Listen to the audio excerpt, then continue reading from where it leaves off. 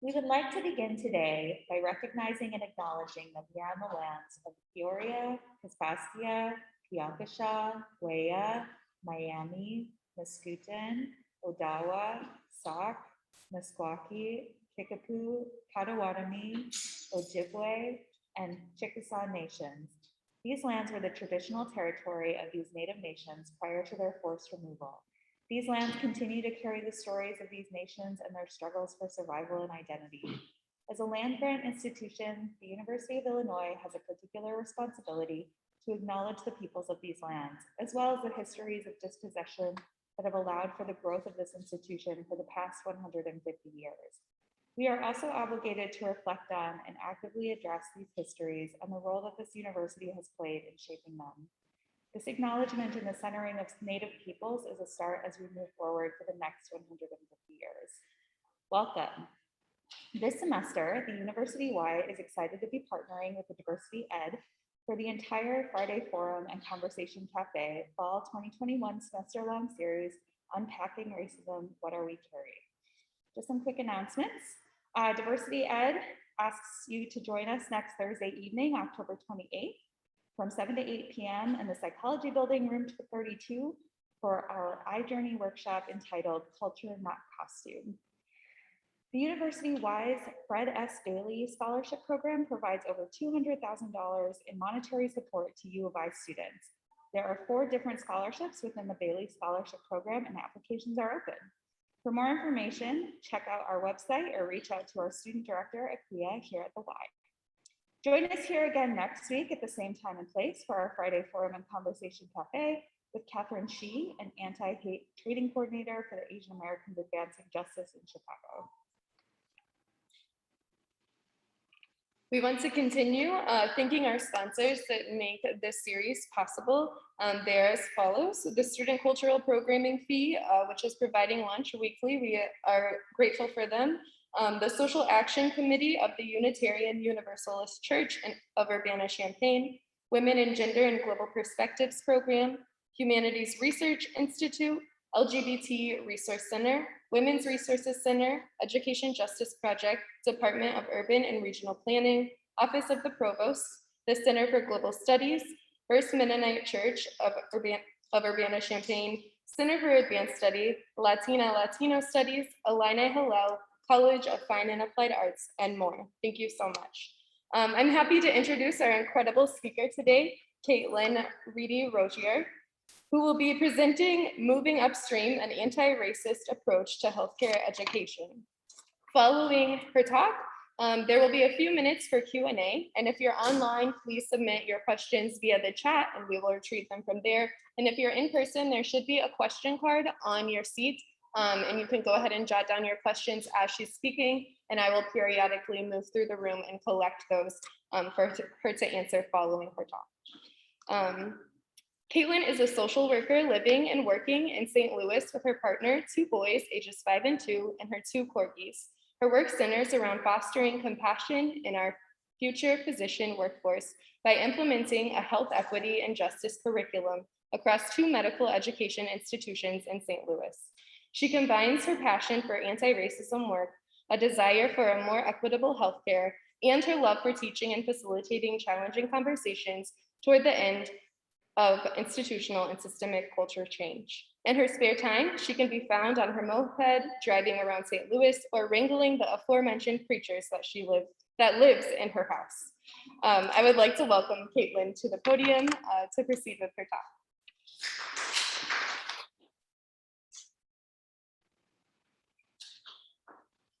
Good afternoon, everyone. Thank you for coming today. So today I'm really going to talk through one approach that we've taken to really thinking about how to address racism in healthcare.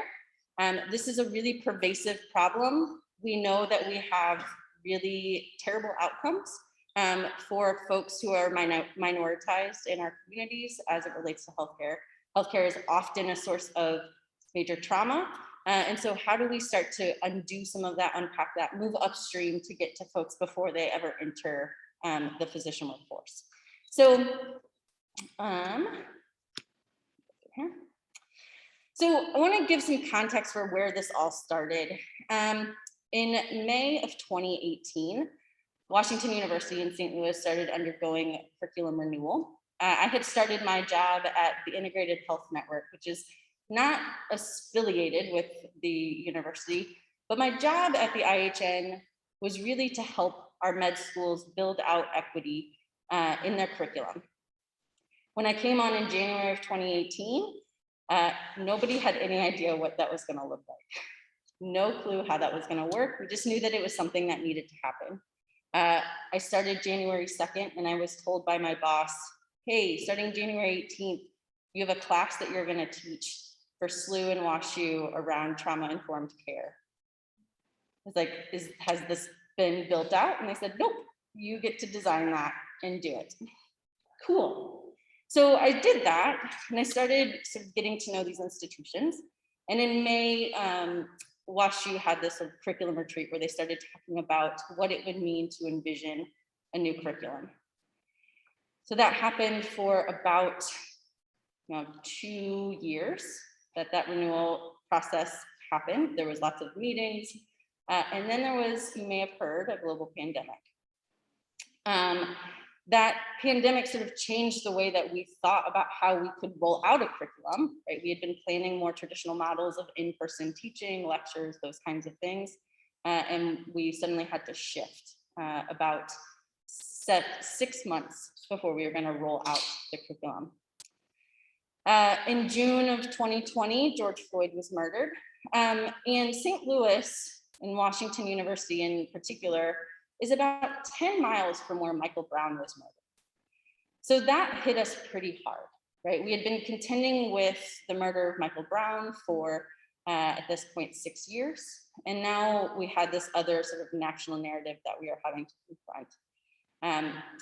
There was a new chancellor that came into the university, and he sort of gave an inaugural address that said, we are going to move WashU to an institution that was in St. Louis, for St. Louis and with St. Louis. And so we really took that to heart in thinking about what that might mean. Nationally, there were many conversations happening around what equity in healthcare might look like. The YMCA started a Center for Health Equity that they were thinking about, how do we think about medical education?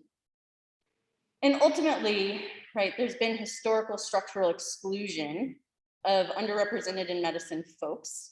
And so we wanted to sort of shed a spotlight on that. We know that discordant physician-patient identity, so having a white provider with a patient of color, actually yields worse health outcomes when there are concordant identities. So in keeping all of this in mind, we were really thinking about what would it mean to create an anti-racism curriculum in healthcare. And ultimately, we've settled on these 3 pillars, which I will walk through one by one, but really thinking about structural competency, community engagement that sort of leans into Chancellor Martin's in St. Louis, for St. Louis, with St. Louis, and then being very explicit about what it means to be anti-racist, particularly what it means to be an anti-racist physician. So structural competency really says we have these things that exist around us, these structures, these policies. Those lead to individual circumstances that are what we often refer to as the social determinants of health, right? How you navigate systems, what your access looks like, what maybe your educational opportunities are. And all of that combined leads to health outcomes, right?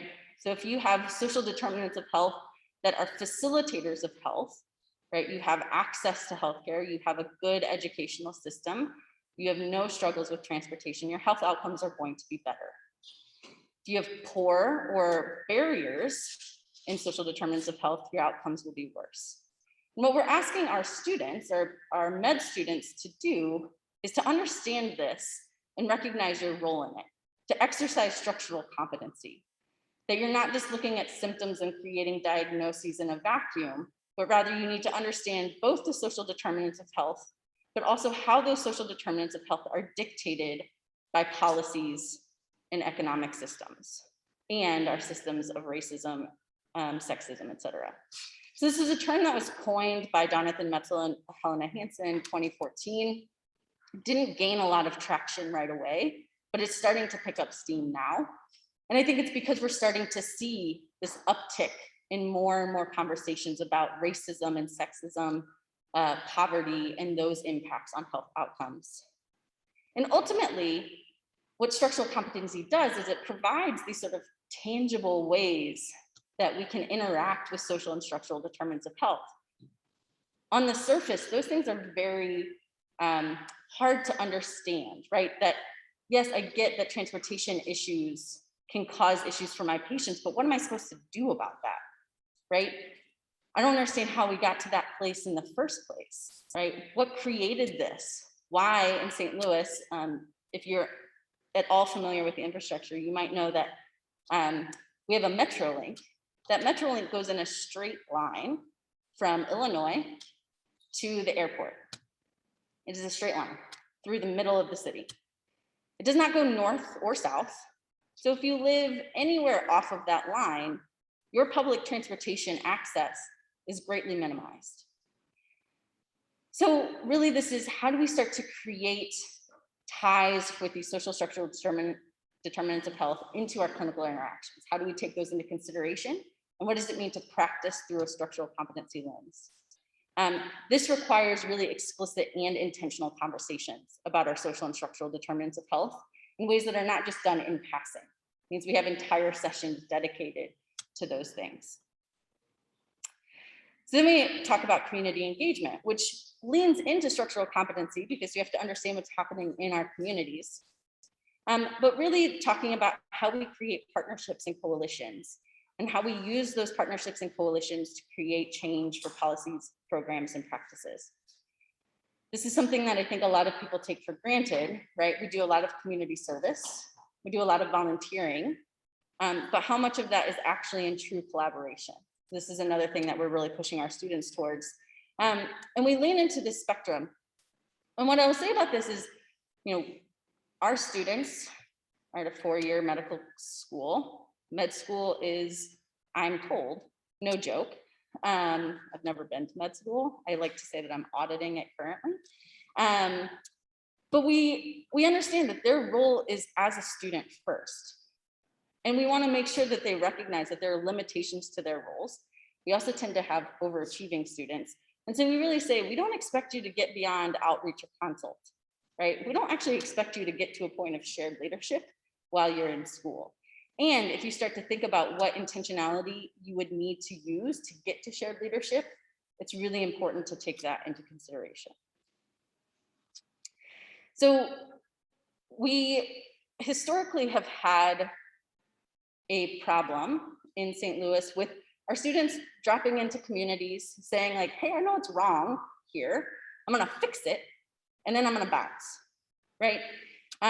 This happens a lot with a lot of students because students rotate through, right? I was a student. I was here at the University of Illinois. I did that. It's really nice to hear some of the things that I did continue on. I was one of the first facilitators for the iJourney workshops. But ultimately, right, this is what we really expect our students to do, is to lean into needs that are identified by the community itself, right? To not go in and think that you know best after you've been here for 3 months, but really make sure that we understand what's happening. Because of those previous unstable relationships, there's been a lot of harm that's been done to our community. And so we really actually ask them to lean into restorative justice principles by acknowledging those previous harms and then allowing the community to drive what that relationship looks like. Ultimately, we're asking our students to be consistent, to think about sustainability, and to be predictable in the ways that you show up in community. So then we have sort of our anti-racism approach. And this is by far the piece that is both the meat, I think, of our health equity and justice curriculum, but is also the hardest to think through. So we think of anti-racism as this form of action, and that it requires conscious efforts and actions to provide those equitable opportunities. We lean into Ivermec's Kindi around this, that not being racist is not the same thing as being anti-racist, right?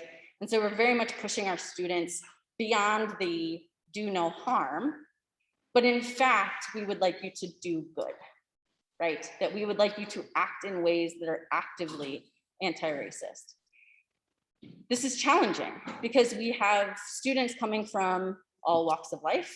We have students that are coming from multiple perspectives and multiple life experiences themselves. And so we're asking them to lean into this process, knowing that for us, we can't drive that for them. So one of the things that we do in our structured curriculum is that, similarly to the community engagement piece, it's really important for us to acknowledge the previous harms that have been done by our institution. So we do a timeline of desegregation for Washington University. Excuse me. And in that timeline, one of the dates that we have is in 2018, when that was the year that there was a sign in the basement of the hospital that WashU is attached to that talked about treating Black women. Black women gave birth in the basement of Barnes Hospital. And 2018 is when the sign was removed for that. Now, Black women weren't being treated in the basement any longer, but that sign was a signpost for how racism continues to exist in our community. We also know that beyond our institution, that structural and systemic racism exists in healthcare, and so we have to acknowledge this for our students. And we'll talk a little bit more about what that looks like, but really asking them to unpack how you see racism showing up in our community and how you see racism showing up when you're in the clinic. Trauma-informed care is another sort of buzzword that is picking up traction in our healthcare settings. These tenets here, safety, trustworthiness, collaboration, empowerment, and choice, are all the tenets of trauma-informed care. Within the curriculum renewal, we asked our clinical skills folks, not me, to build trauma-informed care into all of their clinical skills. How do we interact with patients in a way that is trauma-informed? And in that trauma-informed paradigm, we acknowledge that systemic racism is trauma. Ultimately thinking about equity at the center. So I can't give you a checklist that says if you do X, Y, and Z, you will be trauma-informed, because we have to take all of our patient experiences into consideration in a unique way. And then finally, we do a lot of personal and professional identity formation. Sometimes this looks like having our students go into our federally qualified health centers, understand how those centers are funded and what those providers working in those spaces work with on a regular basis. Sometimes it looks like going into our well-resourced hospital system and comparing providers and saying, I want to do this or I do not want to do this. Our personal identity formation is asking them to think about, what is your racial identity formation? How have you been socialized around race? What does that mean for you? How does that show up in your interactions with your colleagues and your patients? And how can you work to mitigate your bias?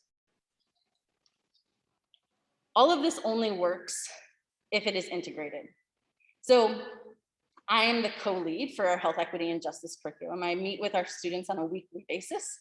We have protected time once a week. I'm an MSW, as was mentioned, which means I'm not an MD. My co-lead for health equity and justice has her MPH. She's a public health practitioner, also not an MD.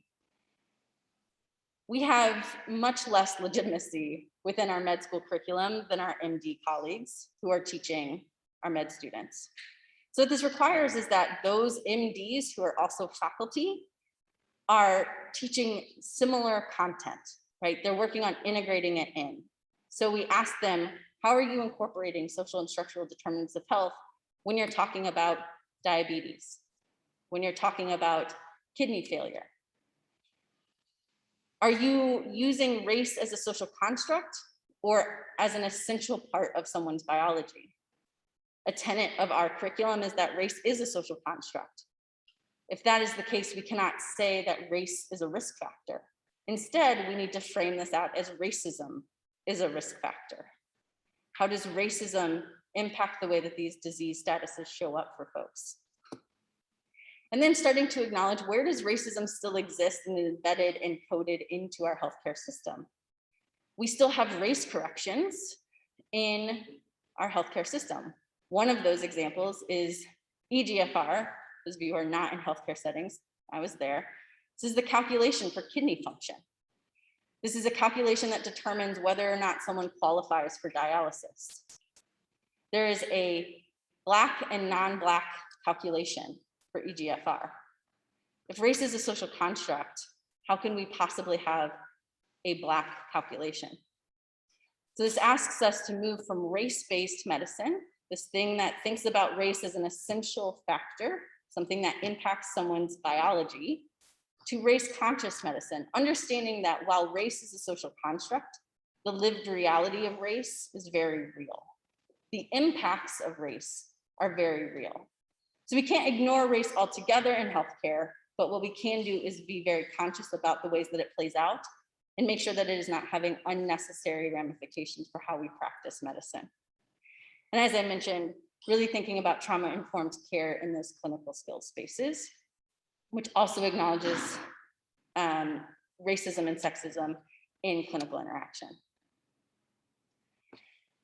So we can do all of this in the vacuum of the hour and a half that I have control over every week, right? I can say these things to my students. I can even get our faculty on board that teach their basic science and foundational knowledge portions of their curriculum.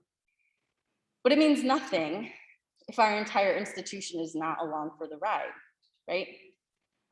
Washington University is certainly an institution steeped in white supremacy. And so how do we start to unpack a lot of that harm that's been done? How do we start to move the institution towards this transformational change?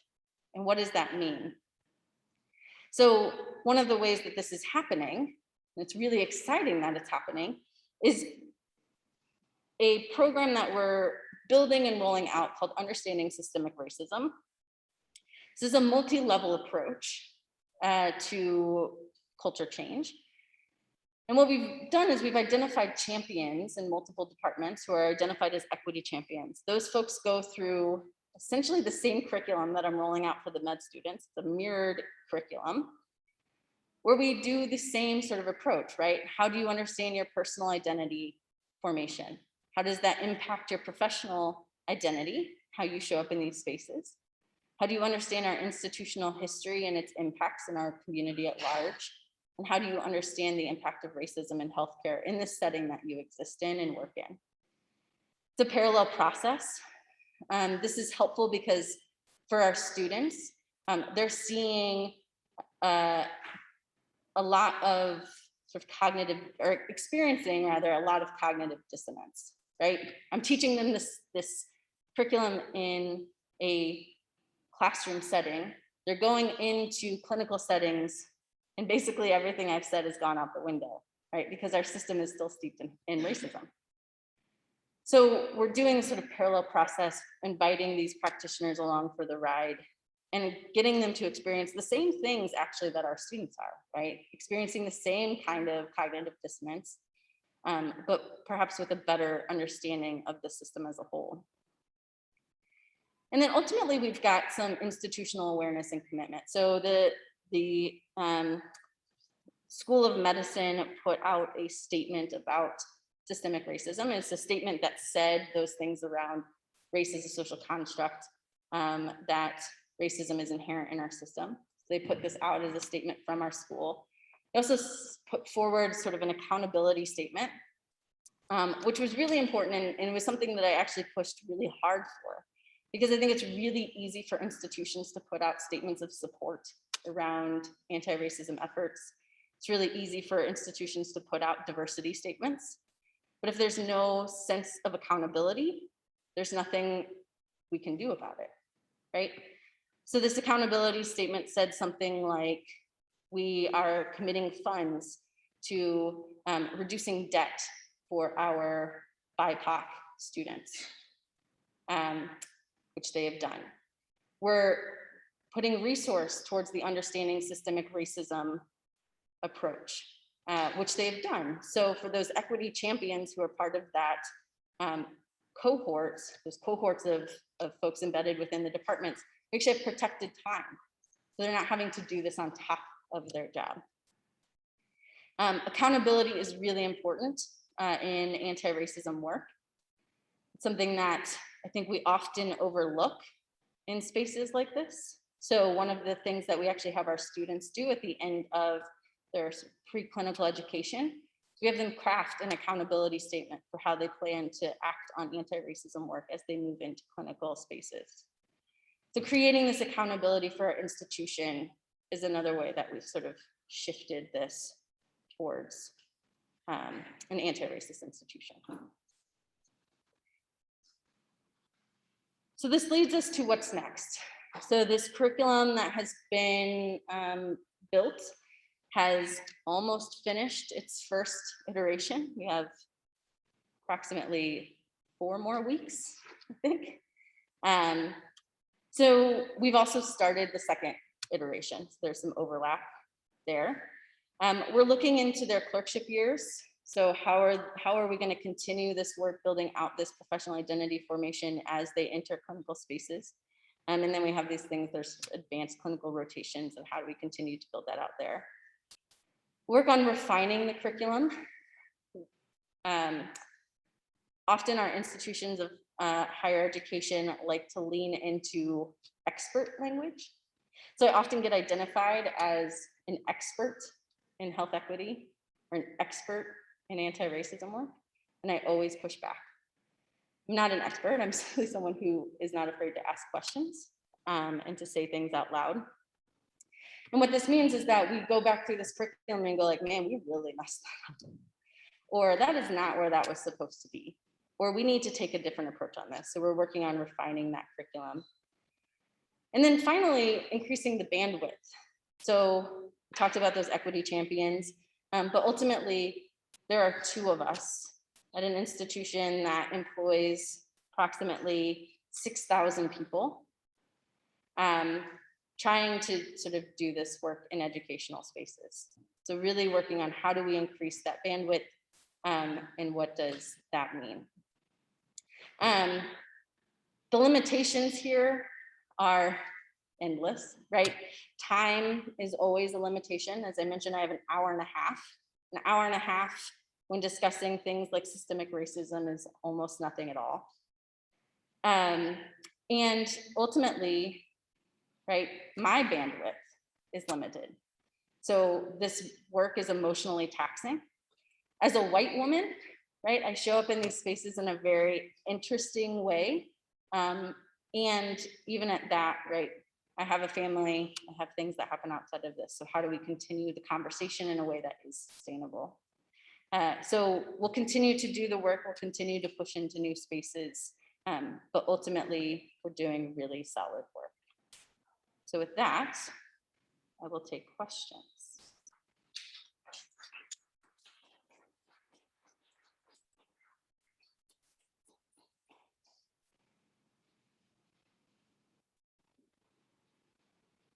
So I just went around for the first round and grabbed some questions. If you have another one, feel free to write it and I'll come around again.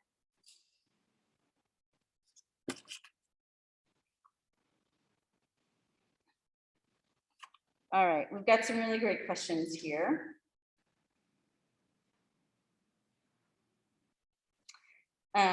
So I'm going to start with the ones that are much more tied to sort of the talk that I did. And then there are some that are sort of broader, which are really great. So one is around the accountability statements, particularly with BIPOC students. And this is a really interesting question because certainly accountability looks different for folks who are not white. I think it's easy to imagine what white folks are accountable to in this. But what we really lean into for students of color are really thinking about how do we understand internalized racism and what does it mean to unpack some of that work.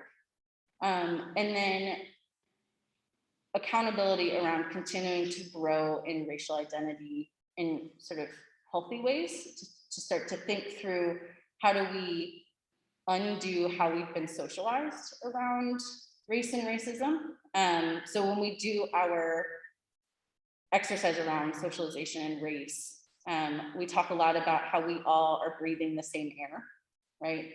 Doesn't matter what the color of your skin is, we all breathe the same air. And so accountability for folks of color are often really thinking about is there different air that I can find and breathe? And what would it look like for me to do that and to push other BIPOC folks to do that? There's maybe one example of what that might look like in those spaces. Other accountability statements I've seen are sort of accountability to heal and to do the work to heal. And that comes up a lot in those statements. So that is the answer there. So there's a question about what power can students flex to hold institutions accountable to their diversity statement? That's such a great question. And it's something that we actually come up against a lot. Because particularly, I think this is the case everywhere, although I think in some institutions it's less acute. But in medical institutions in particular, medicine is such a hierarchical space, right?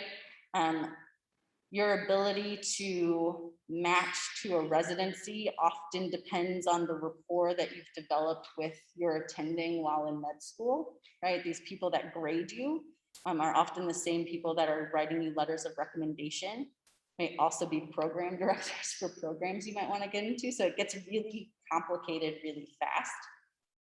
And so one of the things that we really push students towards is thinking about what is the level at which you can intervene. So maybe it's not holding the institution itself accountable, but thinking about how that plays out for you and your students. So holding each other accountable to that. And then finding allies. So you know, I mentioned this very briefly at the beginning. My role at the IHN means that I'm not actually beholden to WashU or SLU or any of the other institutions I interact with. My paycheck doesn't come from those spaces. And so in some ways I get to act as a little bit more of an ally and a little bit more of a advocate for our students. But I think in institutions, finding those people who can do that and that you can lean into. And then finally, there are mechanisms. So one of the mechanisms, particularly around med schools, is the White Coats for Black Lives is a student group that is a national student group, and it has chapters on many med school campuses. And they actually put out a racial justice report card. That racial justice report card has sort of different areas of grading institutions, and it's published on their website. So like any of you could go to their website, look it up, and see how WashU is graded. For example, they don't grade every med school. It'd be a lot to undertake. But there are some sort of heavy hitters they grade. And the accountability there is that the process for that report card is that they send sort of, here are the things we're going to grade you on. How do you think, like, what are your answers to these things? So like your spaces, are your spaces named after folks who have ties to racism? Maybe something to consider. What are the images? What are the pictures of people in the spaces that students go into? Are they all white folks? Something to consider. Down to like, where are your investments, right? Are you divested from particular companies or things like that? So the institution gets to respond. The student group will then go like, well, this is what we found on your website. How do these things match? What are you doing to do this or to address this? And then they sort of send out a final report card, right? So that is transparency, and there's some accountability in that for students to then be able to say like, hey, we'd like you to change these things. This is really important to us. I think it really depends institution by institution. I think about my time at the University of Illinois in the ways that I was able to sort of leverage relationships with administration to get work done. And I think it really is about that relationship piece as well.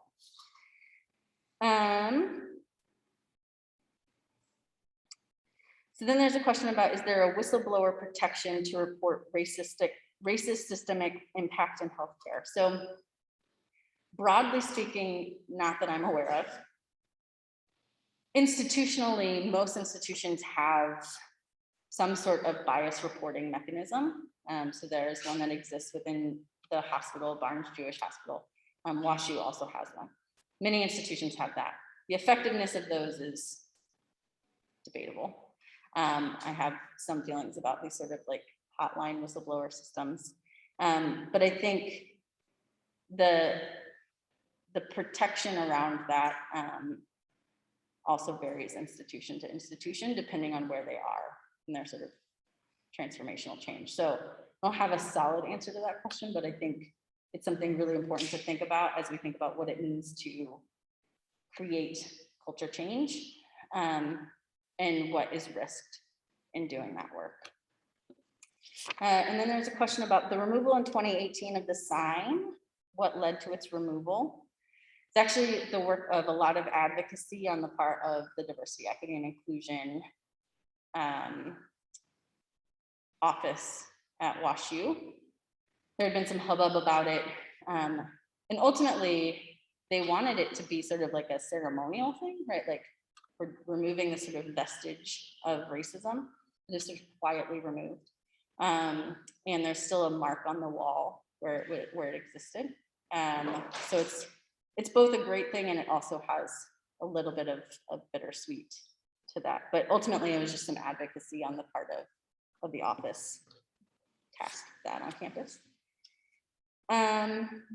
So this one says, what medical institutions are you involved with at St. Louis? So WashU and SLU are the two med schools that I work with most closely, although I do some work with the College of Pharmacy and School of Nursing there.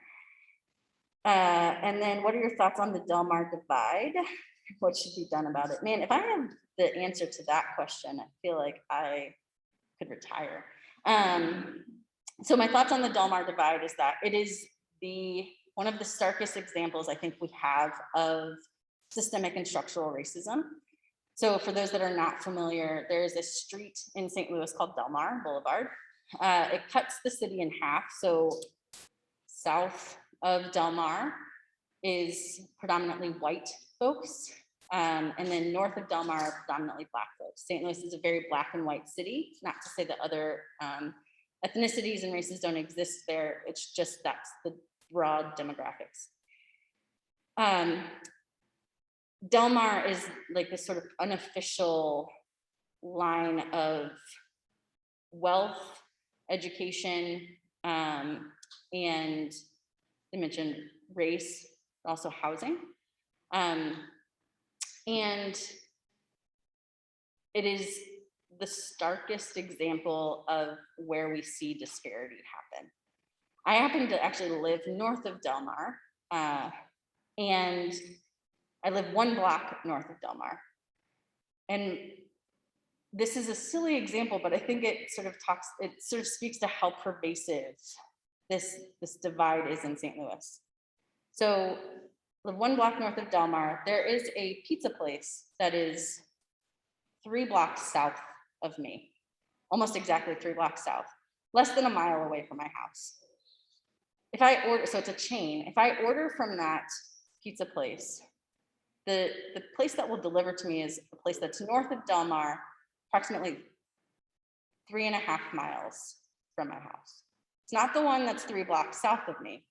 It's one that's 3.5 miles north and west of me. Because they don't want people to have to drive north of Del Mar, considered unsafe.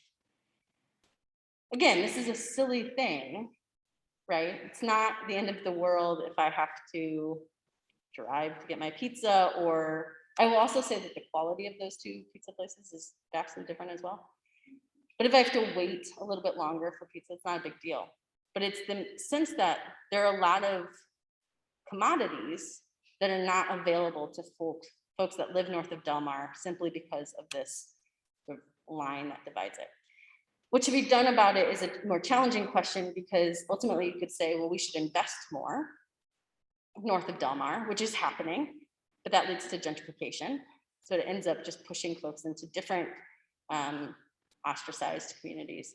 So I think it's much more about really thinking about the reason that the Del Mar divide exists, which is historical redlining, that we often think of as historical redlining, but continues to happen today.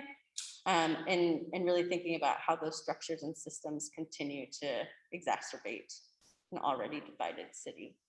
So I don't have an answer for that other one, but my thoughts are that when I have to talk about systemic and structural racism, the Del Mar divide gives me a really solid example for how that plays out in really visible ways.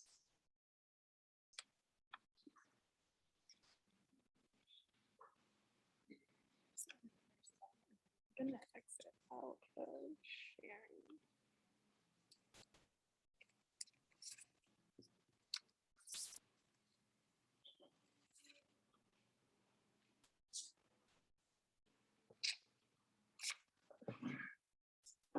Okay, so we've got some other really great questions.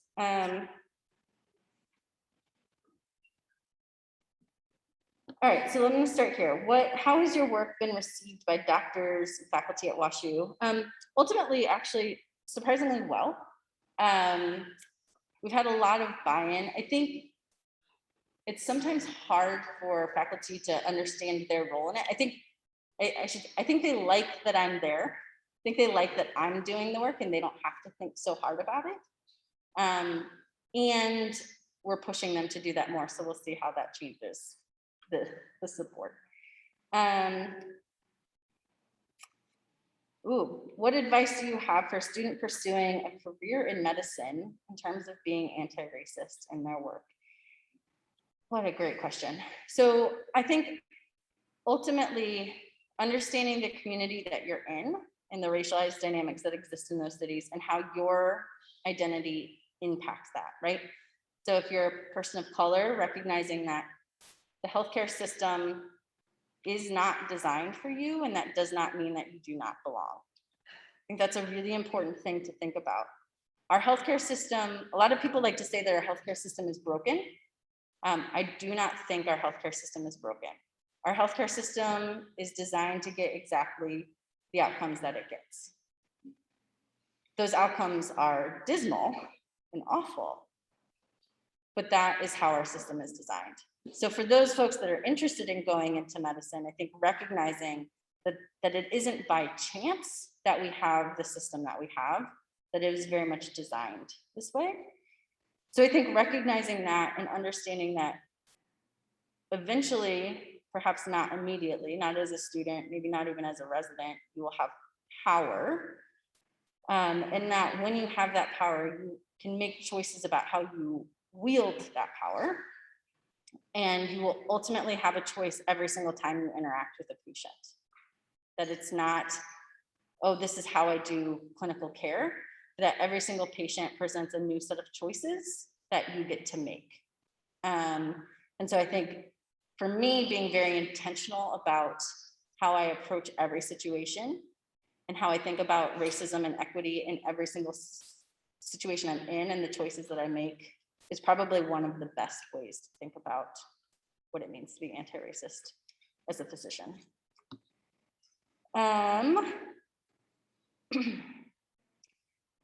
Race is one factor that impacts people in healthcare. How do you advocate or educate for protecting, advancing care for LGBTQ and transgender adults? So phenomenal. So in our health equity and justice curriculum, we have an explicit anti-racism thread. And we do that about, it's woven into a lot of different areas, but we have sort of explicit sessions, say 7 or 8 times over the course of the year, where we're really like diving deep into sort of systemic racism. The rest of the time, we're talking about social structural determinants of health. We're talking about other identities. And we talk a lot about intersectionality. And so when we do equity work in our curriculum, we pay a lot of attention to language, excuse me, sorry, and making sure that our language is inclusive and really thinking about all of the groups that are minoritized in medicine.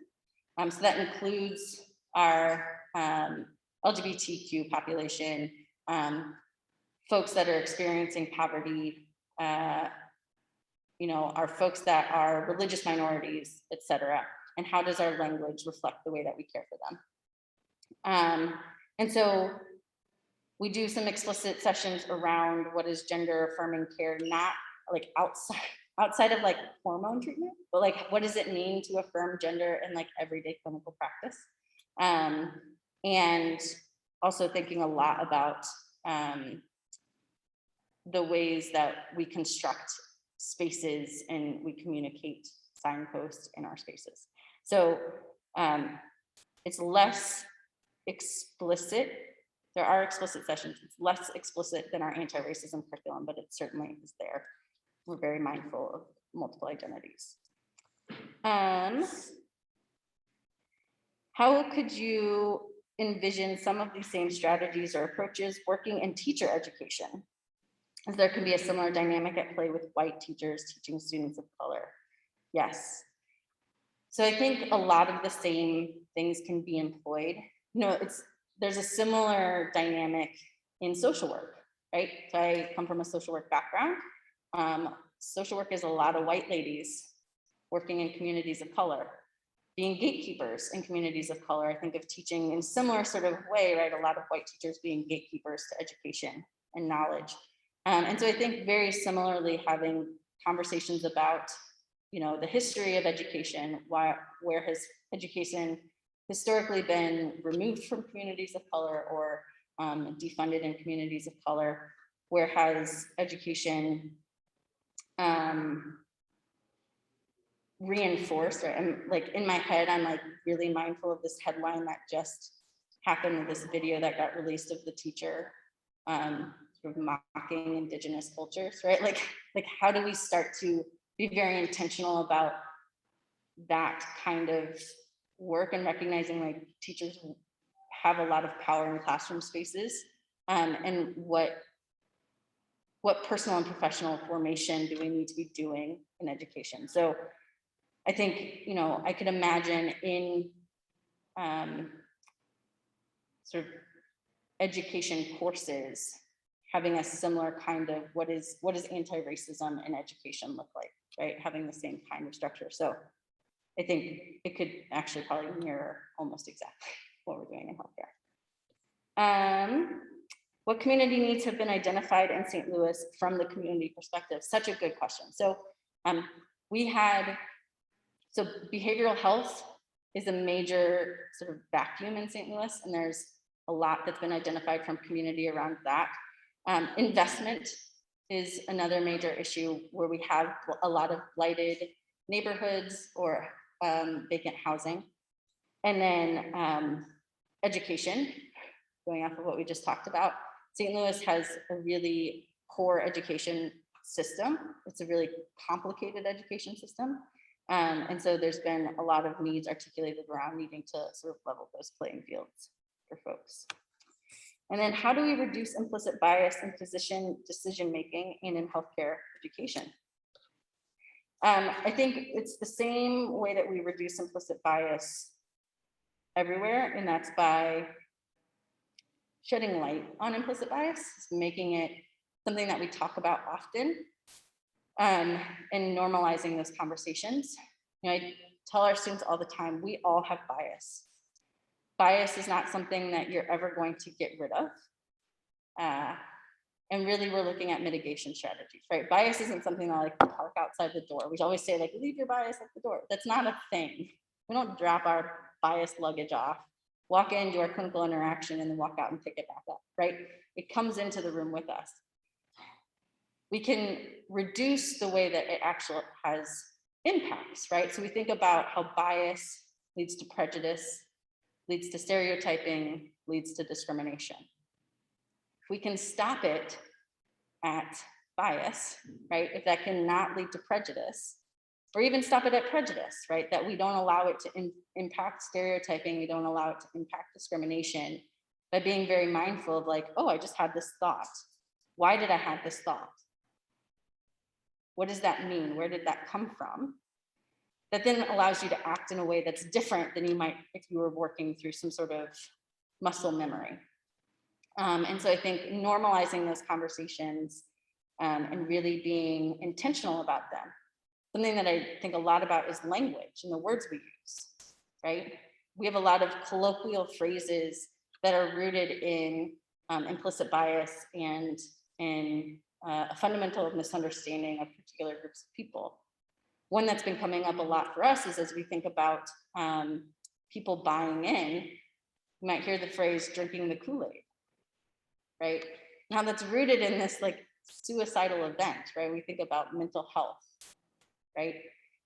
What does it mean to drink the Kool-Aid? And how are we just mindful of these things? Now, I don't want to be the language police. It's not my job to tone police anybody, but it is important for me to think about if I'm using that language, what other things am I conveying as I'm talking?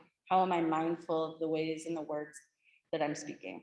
So bringing those things out, not allowing them to remain hidden, not sort of creating shame around them. Shame doesn't help us do anything. Shame and guilt are utterly unproductive. So if we can start to remove that from conversations around bias, I think that ultimately helps us make better decisions in the long run.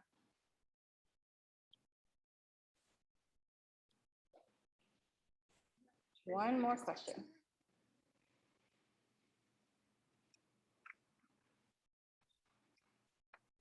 Okay, so there's two questions here. Did licensing state offices take complaints anonymously for med facilities and med personnel? I am not sure about that. I don't have an answer to that. That is probably something good to look into. I would imagine that there is some sort of complaint around institutions. And then are racist attitudes ingrained in occupational medicine as well? Yes. So I actually do a lot of work with physical therapy, occupational therapy, all of those things sort of come from the same structure of healthcare, right? Rooted in our economic system and the way that healthcare gets doled out. So certainly those attitudes are pervasive in every branch of medicine, as far as I know. Which is why it's really important that when we do this, we really think upstream and we think about how our policies and systems and structures are begetting the same results over and over again. How are we getting the same people into these systems? And what does it mean for us to shake it up?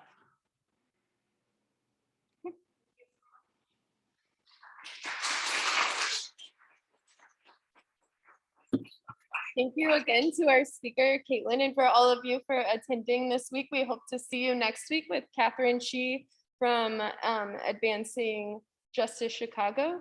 And we also want to bring your attention to the QR code that's on your seat. If you scan that with your phone, you can fill out an evaluation of this lecture and then also share a little bit about yourselves with us as well. We super appreciate that feedback, but have a great rest of your week. Thank you.